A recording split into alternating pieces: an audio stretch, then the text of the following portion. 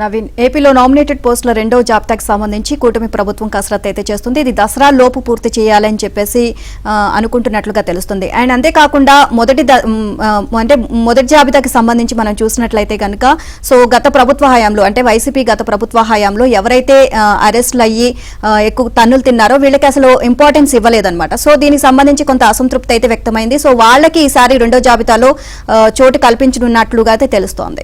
ఆశావాహులు ఎదురు చూస్తా ఉన్నారు ఎప్పటి నుంచి ఈ పోస్టుల కోసం.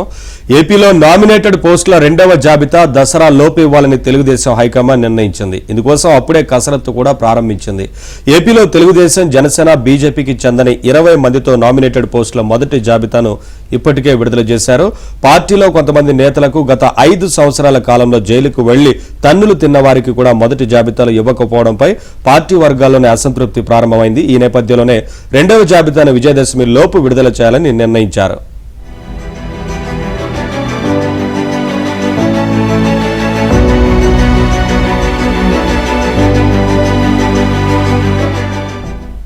ఏపీలో వివిధ కార్పొరేషన్లకు నామినేటెడ్ పోస్టుల భర్తీని కూటమి ప్రభుత్వం ప్రారంభించింది. ఇందుకోసం తెలుగుదేశం, జనసేన, బీజేపీ నేతల చర్చల అనంతరం 20 మందికి కార్పొరేషన్ చైర్మన్ పదవులను కేటాయించారు. ఇవి కాకుండా కార్పొరేషన్లో సుమారు 79 మందిని డైరెక్టర్లుగా నియమించారు. ఈ కార్పొరేషన్ చైర్మన్లను అందరినీ చంద్రబాబు కూడా సచివాలయానికి పిలిపించి మాట్లాడారు.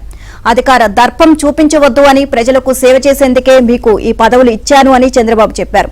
అయితే ఇదే సమయంలో చంద్రబాబు చేసిన కీలక వ్యాఖ్యలు పార్టీ వర్గాల్లో చర్చనీయాంశంగా మారాయి.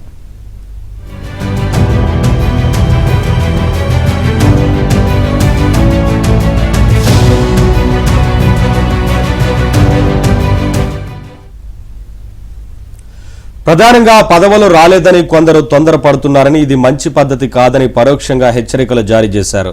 అందరికీ పదవులు ఇస్తామని, పార్టీ కోసం కష్టపడిన వారిని ఎవరిని విస్మరించే ప్రసక్తి లేదని స్పష్టం చేశారు.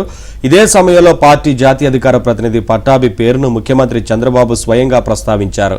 వైసీపీ ప్రభుత్వ హయాంలో పార్టీ తరపున మాట్లాడిన పట్టాభిపై కేసు పెట్టడమే కాకుండా ఆయన ఇంటిపై దాడి చేసి పోలీస్ స్టేషన్కు తీసుకెళ్లి చితకబాదారని, అటువంటి పట్టాభికి కూడా మొదటి జాబితాలో కొన్ని కారణాల వల్ల పదవి ఇవ్వలేకపోయామని చంద్రబాబు వివరణ ఇచ్చారు. తప్పనిసరిగా ఇటువంటి వారికి ప్రాధాన్యత కల్పిస్తామని కూడా వివరించారు.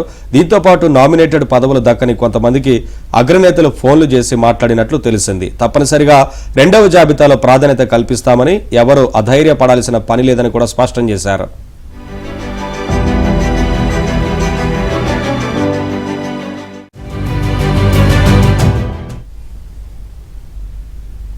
ఈ నేపథ్యంలో రెండవ జాబితాను 2-3 రోజుల్లో విడుదల చేయాలని తొలుత భావించినప్పటికీ బీజేపీ, జనసేన నేతలతో సంప్రదించి ఒక నిర్ణయానికి వచ్చిన తర్వాత విజయదశమి లోపు జాబితా విడుదల చేయాలని కూటమి ప్రభుత్వం నిర్ణయించింది.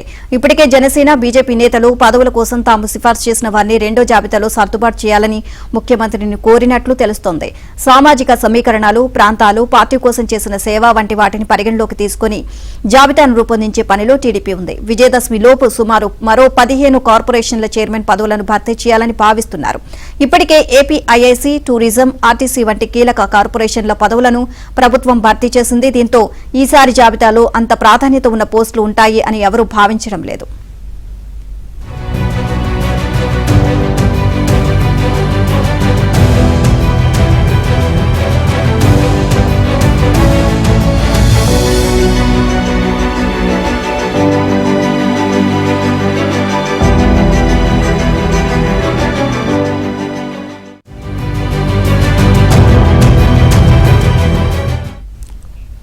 మొదటి జాబితాపై పార్టీ వర్గాల నుంచి ఆశించిన మేర సంతృప్తి రాలేదంటున్నారు సీనియర్ నేతలు. ఈ విషయాన్ని ఇప్పటికే హైకమాండ్ దృష్టికి తీసుకెళ్లారు.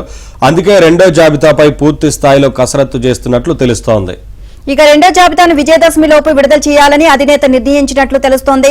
దీనికి సంబంధించి మరిన్ని అప్డేట్స్ మా కరెస్పాండెంట్ పూర్ణాని అడిగి తెలుసుకుందాం. పూర్ణ, నామినేటెడ్ పోస్ట్ లో రెండవ జాబితాకి అంటే కూటమి ప్రభుత్వం ఏర్పాట్లు అయితే చేస్తుంది అండి. దీనికి సంబంధించి అంటే మొదటి జాబితాలో అసంతృప్తి అయితే వ్యక్తం చేశారు. రెండో జాబితా ఎలా ఉండొచ్చు మరి? నీలిమ, ఏదైతే టీడీపీ కూటమి ప్రభుత్వం మొదటి జాబితా కార్పొరేషన్ పదవులు అయితే విడుదల చేయడం కూడా జరిగింది. మొత్తం కూడా దాదాపు 20 కార్పొరేషన్ పదవులు మొత్తం కూడా విడుదల చేశారు. 16 ఏమో టీడీపీకి, 3 ఏమో జనసేన, 1 బీజేపీ కూడా కేటాయించడం కూడా జరిగింది. అయితే పార్టీ కోసం కష్టపడిన వారికి మొదటి జాబితాలో చోటు దక్కలేదని ఒక తీవ్రమైన అసంతృప్తి పార్టీ కేడర్లో మాత్రం నెలకొందని చెప్పవచ్చు. ఎందుకంటే ప్రధానంగా చూస్తే కనుక పార్టీ కోసం దెబ్బలు తిని జైలుకి వెళ్ళి పోరాటాలు చేసిన వారికి కొంతవరకు న్యాయం జరగలేదని చెప్పి కూడా పార్టీ నాయకత్వం కానీ అటు పార్టీ కార్యకర్తలు కేడర్ కూడా భావిస్తున్న పరిస్థితి నెలకొంది. వీళ్ళందరూ కూడా ఖచ్చితంగా న్యాయం చేస్తామని చెప్పి కూడా చంద్రబాబు కూడా పదే పదే చెప్తారు. ఎందుకంటే కొంతమందికి ఫస్ట్ చెప్తారు ఇవ్వలేకపోయాం కొన్ని అనివార్య కారణాల వల్ల. ఏదైతే అంటే ఎవరైతే ఎమ్మెల్యే స్థానాలు త్యాగం చేశారో పార్టీ కోసం కొంతమంది ఎవరైతే బాగా పోరాడారో వాళ్ళందరూ కూడా ఇచ్చాము. అటువంటి పరిస్థితిలో కూడా తొలి జాబితాలు ఇంకా కొంతమందికి ఇవ్వాల్సి ఉంది. వారికి ఇవ్వలేకపోవడం చాలా బాధాకరమైన విషయాన్ని కూడా చంద్రబాబు గారు ఇచ్చినట్టు తెలుస్తుంది. ఎందుకంటే ప్రధానంగా చూస్తే కనుక ఎమ్మెల్యేలు ఎవరైతే త్యాగాలు చేశారో వాళ్ళందరూ కూడా ఈ ఫస్ట్ లిస్ట్ లో ఇవ్వడం జరిగింది. అయితే ప్రధానంగా చూస్తే కనుక ఈసారి సెకండ్ లిస్ట్ మొత్తం కూడా తీవ్ర స్థాయిలో మొత్తం కూడా దాన్ని వడపోత కార్యక్రమం కూడా మొదలు పెట్టారు.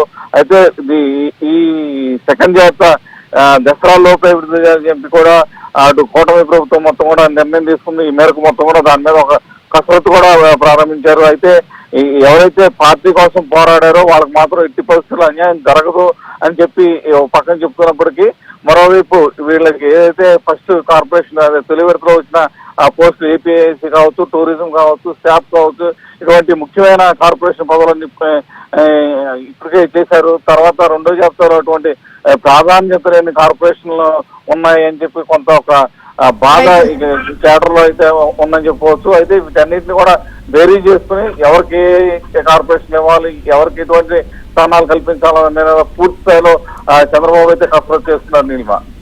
Right, thank you Purna.